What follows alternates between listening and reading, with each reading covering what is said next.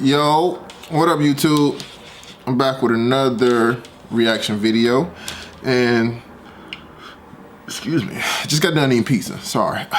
But we got craziest interrogation moments. Hey, y'all know we like the action, man. Y'all know we like the action. Once again, let me reiterate that this is a reaction video. My reaction. So, if you don't expect a reaction, peace. Now, if you're here to watch the video, let's get into it. Hope everybody doing well, having a good week, having a good day. Hope after this video you have an even better day. This ain't a yapathon, so let's get into it. Thomas Robinson. Just look at that. Look at that face, man. He looked angry. Whatever he did it. Whatever they say he did it. He did it. Off rip. I don't care. All right, let's get into it. A 27-year-old facing life in prison after shooting a 17-year-old boy. He shot but a 17-year-old Thomas boy? wasn't going down easily. In fact, he was determined to make the cops' life as difficult as he could in the most dangerous ways imaginable. As the policeman moves to handcuff him, Thomas leans over and glances at the holster on the cop's waist, where he gets an idea that could end in death for him and the officer. Oh, this nigga tripping.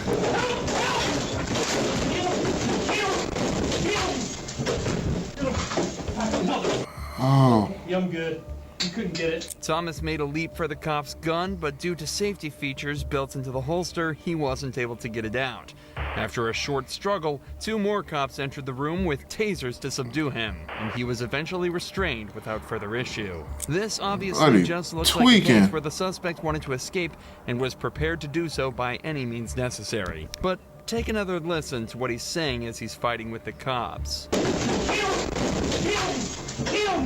If he was really trying to escape, it's unlikely he'd be repeating the words "kill me" from the get-go. Instead, it's possible that Thomas was so terrified of his sentence and the position he was in that he made the radical move to scare the officers in hopes that they'd shoot him and spare him from what's to come. Suicide Bringing mission. a firearm into an interrogation room is an incredibly foolish idea, and the majority of police departments forbid it for the safety of the detectives. But it seems this Las Vegas Police Department also forgot about that rule and come incredibly close to seeing the consequences.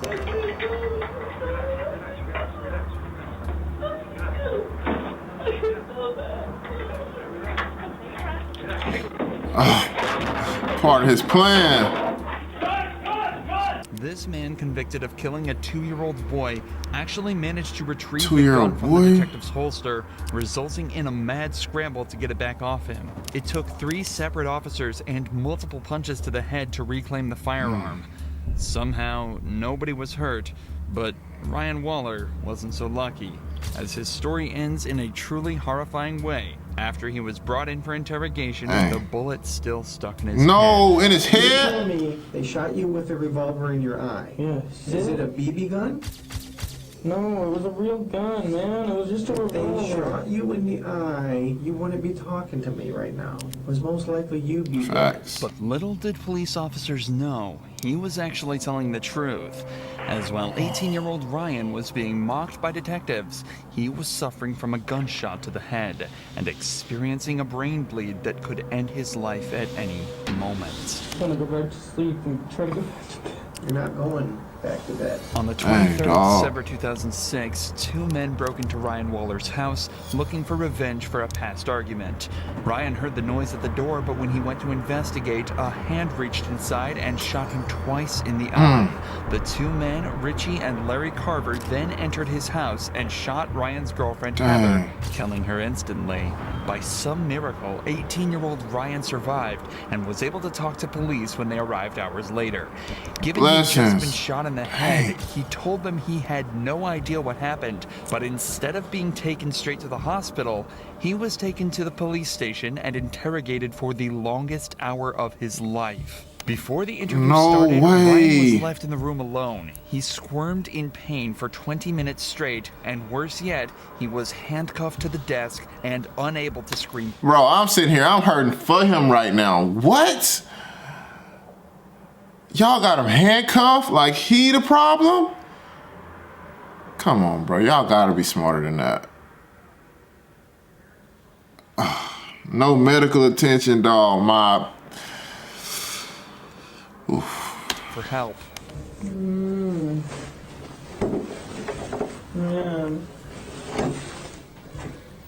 Man, he going through it right now. Ryan is obviously not okay, but the detectives begin the interrogation anyway. You know why you're down here, Ryan?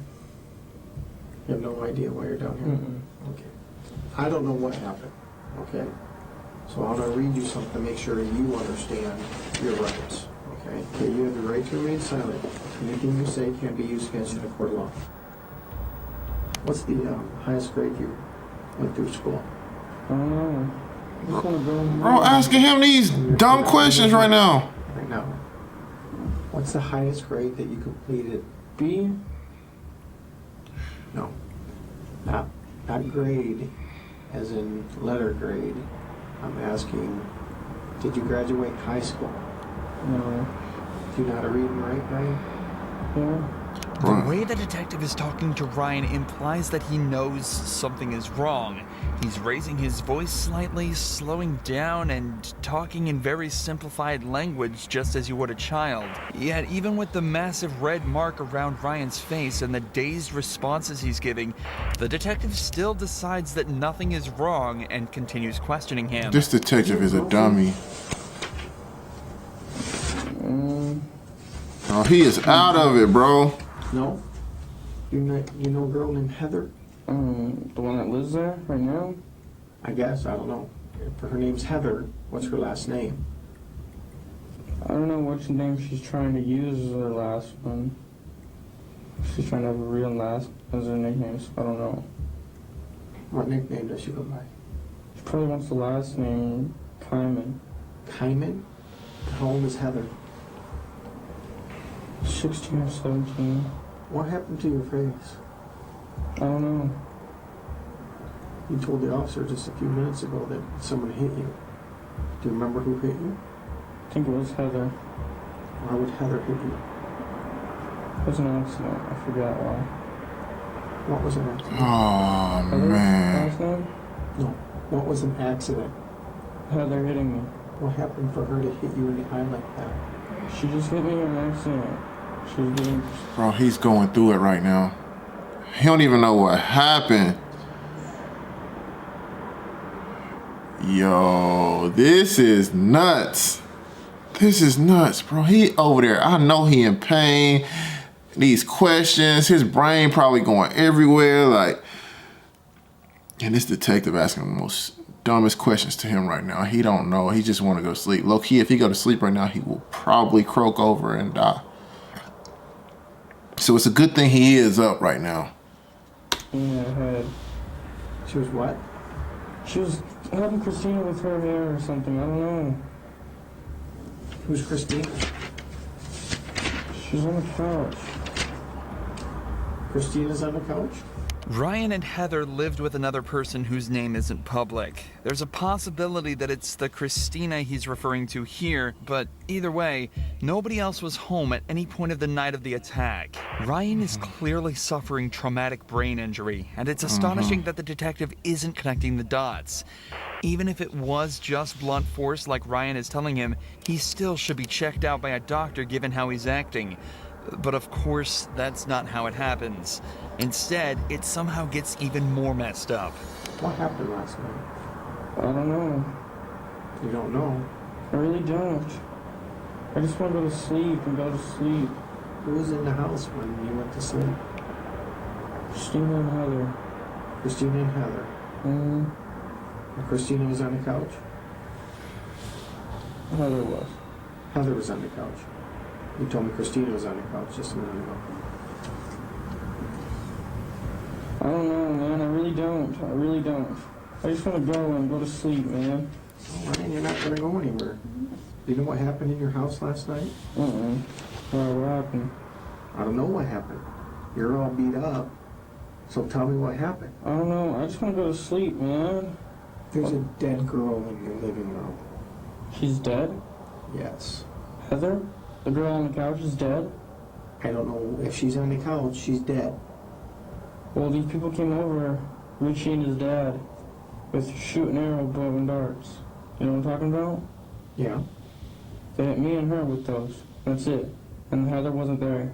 And Eric wasn't there. It was just me and Heather. And then what happened? And that's it. Richie and his dad tried to break in to the back. Richie and Dad? His dad? Mm-hmm. Who's Richie? I don't know. Well, you obviously know him. You know his name by He used to Richie. live there. Was he a roommate of yours? He used to be. They hit you? Yeah. Now it's Richie that hit you, not Heather? No, Richie and his dad. Why? Because they were trying to get their stuff. I don't know why. And they had some kind of bow and arrows? They each had 2 revolvers and they didn't let off any shells. Okay, you just said they had bow and arrows. Now they have revolvers? That's what I meant. They had revolvers. They have revolvers. Yes. And then what happened? And then they shot us with those. They shot both of you? Yeah. Where'd they shoot you at?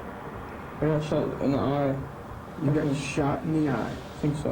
with a revolver. I think. I don't know, man. I don't know. Bro, this dude is in pain, I don't know. but it's coming back to him.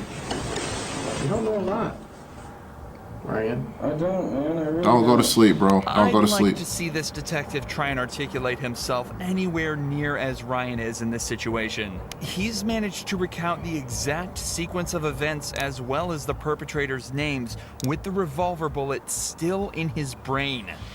It does sound like an unbelievable story, and that's probably why the cop is essentially laughing at him by now. But that still doesn't excuse any part of what's going on. He's obviously distressed, in pain, and needs to go to the hospital. But he's still more than half an hour away from any form of salvation. Ryan, why don't you tell me Half what really an hour. Because I don't believe. I really don't know, man. I really don't. I don't know. I can tell you anything, I swear. I want you to tell me the truth. That's all I want. Richie and his dad came there. And I don't know why. I don't know why. I don't know why, but they put me in sleeping hold. And, like, they put me in sleeping hold with the arrows and shit. Like, I lived through that crap. You're all over the board here, number one. You're saying bows and arrows, you're saying revolvers, and you're saying some other thing. And they're saying they shot you in the eye. Okay? They shot you with a revolver in your eye. Yes. And that's Is it a BB gun? No, it was a real gun, man. It was just a If they revolver. shot you in the eye with a revolver, you wouldn't be talking to me right now. Because most likely you'd be dead. That's what Well, I he's thought, not too, man. dead. I really don't know. I really don't know, and I just want to go back to sleep and try to go back to bed. You're not going back to bed. Okay? That's not going to happen. What happened to Heather? Heather got shot Where did she get shot? inside the face once. She got shot inside of the face? Mm-hmm. How close were you to her when she got shot in the face? It was after I got shot, so I didn't even hear anything. So you got shot first, Uh-huh. and what happened? Did you call 911? Uh-uh. Did you see if she was alive? She was sleeping still, and that's it. I just let her sleep. She got shot in the side of the face, and you let her sleep? Yes. This does not make sense, Ryan. The story is No, kind of man, crazy. Man, I'm sorry. I didn't know she was passing out. That's because I got shot wrong once, too, and I was going to pass out. Okay, this is now, not before. You're saying right now you've been shot Yes. in the eye Yes. with a revolver. Yes. All right. Ryan, you need to start telling me the truth because your story doesn't make sense. I'm trying, man. I don't know. What happened with you and Heather last night? Her dad came and shot the house. And shot her. Mm-hmm. Her dad shot her. Mm-hmm. All right. And then leaves. Mm-hmm. And what did you do? I tried to go back to sleep. After you've been shot Mm-hmm. in the eye, Mm-hmm. you didn't know enough to call 911. Mm-mm. Ryan, look at me. Ryan. Yes. I don't know, Oh, man. I he really is don't know. he is struggling. I didn't shoot Heather. She was already shot once by her brother, I swear. Richie. Yes. Richie shot his own sister. Yes, I swear. That's it. Sit down. Not me. And you've been shot in the eye. Yes. Put your legs down. Put your legs down. Bring your face closer. Oh, my head hurts. Okay. Yeah, be right back. Bro, please get this man some medical attention, dog. Finally, the detective at least considers the fact that Ryan might be in some form of physical distress. He leaves the room to ask for an ambulance and returns momentarily to try and get a few more details about the shooting. Ryan clarifies that Heather isn't related to Richie or his dad, and that he's got no idea why they attacked him that evening. 10 minutes later, the fire department arrives to take a look at Ryan's injury. And he's acting like he has a serious head injury, which would make sense. What's your name? Confirm. Ryan. Yeah, we'll take them. I don't know why. We can tell. Get that all. Has it been like that before, or it just happened tonight? Like this for like a day or so. What? So it happened what, the other night? I don't know. You don't know. Were there guns around? This kid Eric did it. I don't know how he did it exactly. I might have been shot. I don't know. Ryan gets his blood pressure taken, and finally, after 56 minutes of unnecessary and ultimately deadly 56 interrogation, minutes. he's taken to the hospital.